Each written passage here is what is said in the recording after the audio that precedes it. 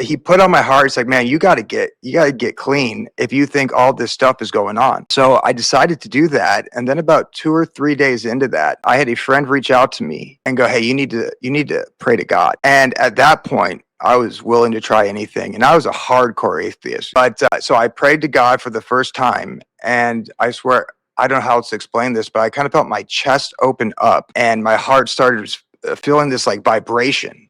And at that point, I knew God was real. But at that point, I knew God was real. So then I kind of went on this journey along with looking in conspiracies at the time. And I kind of looked into the New Age and a couple of these other things. And then God put this person in my life who later on became my co-host for the podcast. And she said, this lady named Cindy, one of my dearest friends, said, hey, you need to read the Bible. And at first I was very hesitant. Oh no, it's just a control book, this, and that. And she kind of laughed and goes, it sounds like someone who's never actually read it.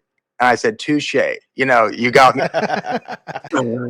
But if I was really in search for the truth, I had to start reading it. And what I noticed as I started reading it, all the conspiracies that I had learned were finally put into perspective. And I also was lucky enough to very early in my journey, so I had no bad programming. I got into, Gary Wayne very early. I got into Dr. Michael Heiser, which kind of helped me frame my biblical worldview from Deuteronomy 32, Psalms 82, about the control structure of this world. And as I started reading the Bible, as I started living for God and finally accepted Jesus into my life, because at first I was just about the Old Testament, right?